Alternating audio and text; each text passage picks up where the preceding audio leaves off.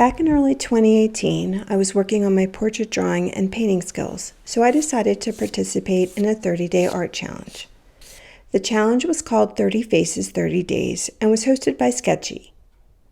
I found this to be a wonderful way to quickly improve my confidence and art skills, and I would strongly recommend this type of a challenge to anyone with similar aspirations. When I was done, I had a lovely stack of artwork on a variety of different sizes and types of papers. Fantastic, except while I had no intentions of framing and displaying this art, I still wanted to find a way to store it that would keep it safe and allow me to go back through it on occasion.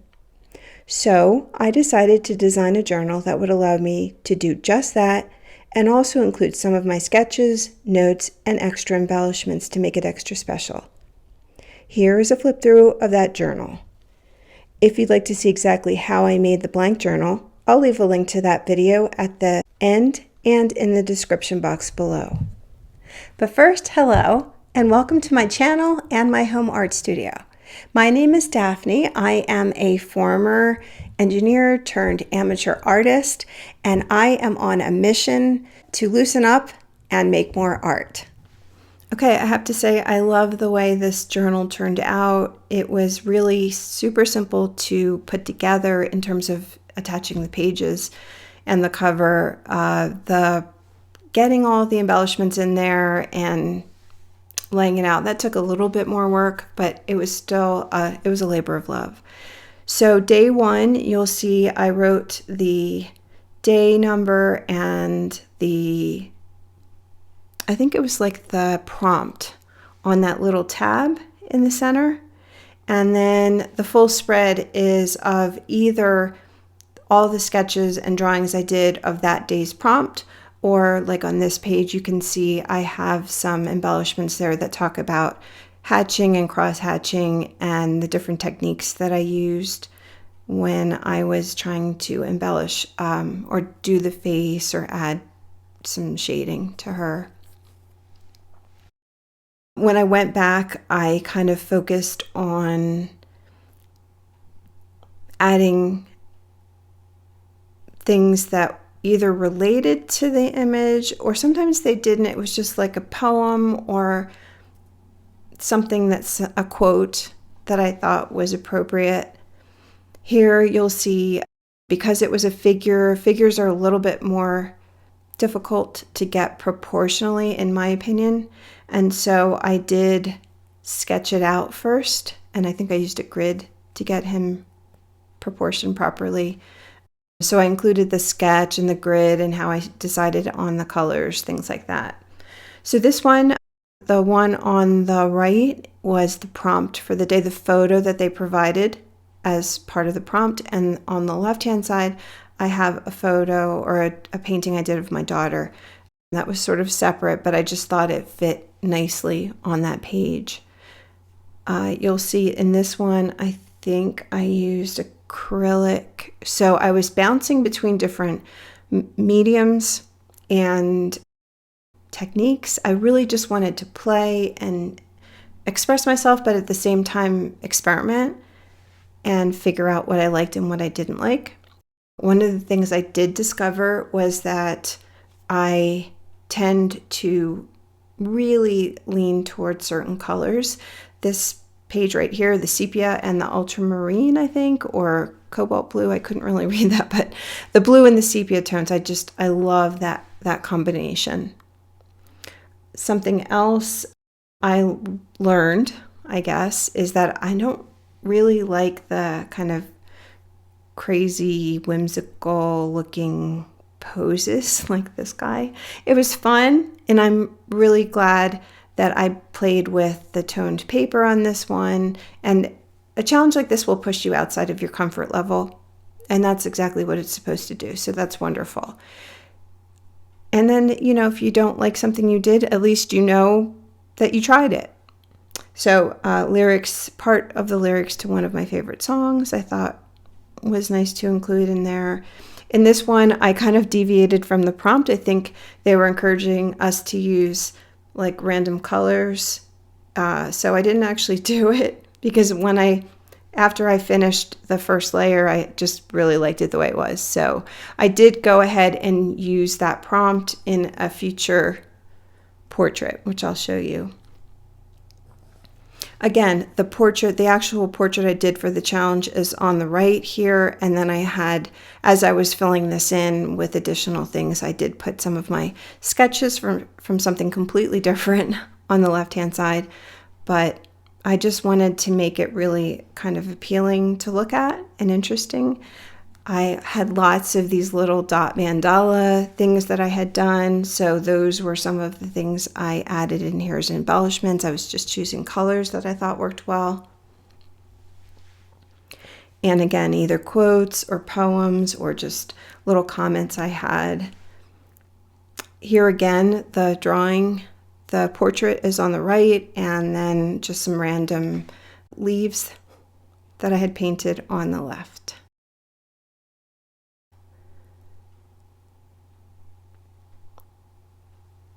So we're halfway through day 15. This was a super challenging challenge for me.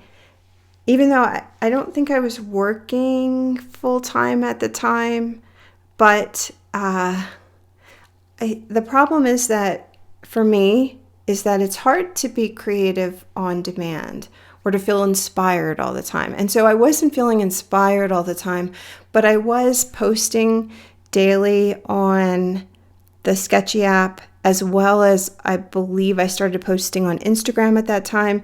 And so saying that you're going to be participating in a challenge, putting it out there, makes you feel like you're held accountable. And you're really not. I mean, no one's there really looking and saying, oh, you didn't post today, or, shame on you. But psychologically, you do feel a little bit more pressure, and it's good to do that because it does force you to create a lot of content very quickly, and that's how you get better. So here is the portrait that I did where I was using some different colors. That was from a prompt about a week before. And so that was fun. This one, again, I started to get really loose. I think the prompt was encouraging us to be loose. So this may have been something similar to like a blind contour or something that I just went right in with ink. And he was making a silly face. And so it kind of went with it. But that was totally against my character. I am an engineer by trade and very precise and wanting everything to be proportional. And so that was stepping out of my comfort zone, and that was very, very well needed for me to do what I want to do. So you'll notice that I think a lot of these are a little bit tight, and I still do enjoy looking at this, and I'm still very proud of this book. But my goal these days is to try to get looser and try to get more expressive with my drawings and paintings. And so you can see that in some of these I am pushing myself. I wasn't using a grid. Sometimes I was going directly in with pen instead of using pencil and erasing. So those are the ones that you can tell that are just sort of a little bit wonky, a little bit maybe uneven. But I still do think it was just really good exercise for me.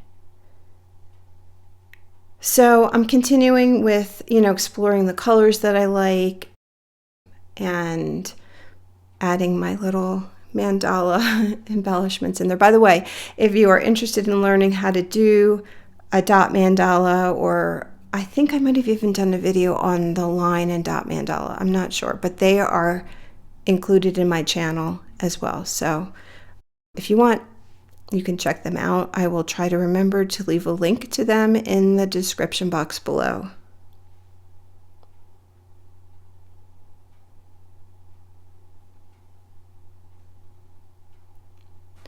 So here I am working on a portrait that included a cat, and so I sort of started to practice with cat paintings. I think I used another artist painting for that cat on the left side as a reference.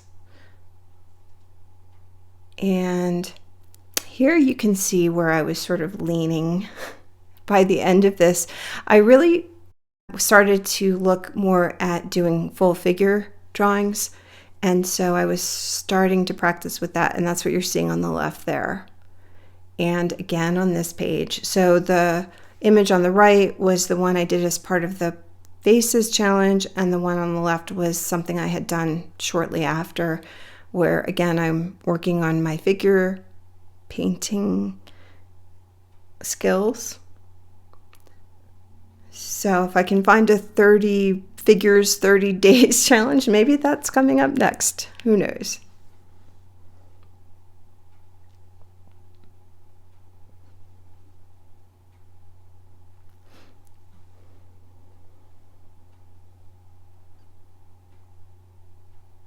More figures on the left. And I don't know if you can tell, but the portraits on the right are starting to get a little bit, I don't know, imperfect. Well, not that any of these are perfect, but they're starting to get a little bit maybe stretched out or not super proportional. And that's just because I was starting to get a little bit more confident in my freehand skills. Some of these on the earlier parts, I was using a grid to get everything lined up properly. But then as I went further and further into it, I started to gain confidence and started just to freehand everything. So that Dot Mandala on the left, that is the one that I have a tutorial on my channel. So that's the finished product if you want to take a look at that. And this is just a pen sketch on the right. I think this might be close to the end. Yes, that's day 30. The guy on the right was the quickest drawing painting that I did this whole challenge. I did not use a grid. It just came so easy to me, and that's what the challenge is all about. It's just getting yourself to the point where you can do these things and feel confident in your abilities. So that is the whole book. I hope you enjoyed this flip through, and if you did, please consider giving me a subscribe, thumbs up, share it, all the good things, comment. It really does help my channel out. I wish you the best on your creative journey, and I will see you next time.